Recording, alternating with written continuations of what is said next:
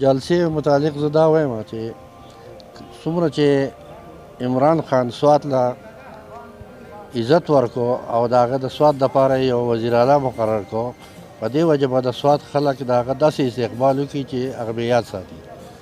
زه د میډیا په وسیاست باندې د خان صاحب کلاړیانو ته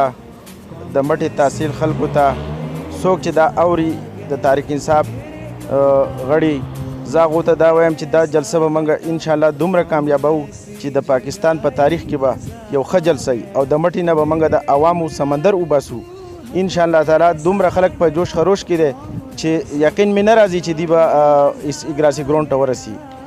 او انشاءالله تعالی ډېره زیاته ګڼه به خلک ډېر زیات مطمئن دی او د خان صاحب د استقبال دپاره د لیدو دپاره یو داسې دروند او نر لیډر د هغه دپاره هر سړی چې دی په دې جذباتو کې دی چې موږ به سهار په 8 بجې په 9 بجې باندې راوځو د کورونو چې موږ د وخته اګراسي ګراونډ ته ورسو. کم په 6 نومبر چې په اګراسي ګراونډ کې زمونږ د پاکستان تحریک انصاف کومه جلسه ده انشاءالله دا به د زړو جلسو نه ډېره زیاته کامیابه او غټه جلسه وي. د هغې وجه دا ده عمران خان چې کم عزت زمونږ د سوات خلکو له زمونږ وزیر اعلی صاحب له ورکړو نو دا هم زمونږ دپاره د یو اعزاز خبره ده او انشاءالله خاص کر د PK 9 د وزیر اعلی صاحب د حلقې نه به ډېر زیات خلک وځي او په ذات خود موږ به هم ډېر زیات وځو کوشش وکړو چې ډېر زیات خلک وځي او دا به کامیابه جلسې ریکارډي جلسې به انشاءالله.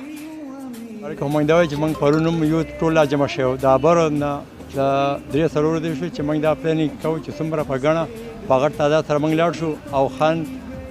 عمران خان ته خپل دغه وښایي چې تاسو څومره مینه او دغه موږ له راکړل ده د وزیر اعلی په شکل کې د کارونو او دغه په شکل کې او د مخکې چې تاسو څومره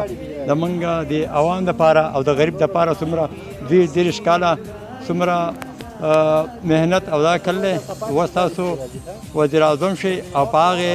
کې تاسو اوس هم د غریب لپاره لګیئ او صحت کارت افتتاح ده نو په هغه وجه باندې په دې کې 10 لک روپۍ چې دی نو هر غریب ته به په دې کې علاج کېږي اپریشن شو نور څومره نو غریب سره دومره پیسې او دغه نه وي نو موږ لکه امید ساتو او ټول سوات او دا پیغام دی چې ښه په ګڼ تعداد سره موږ راوځو او لاړ شو او جلسه په ګڼ تعداد سره کامیابه کړو.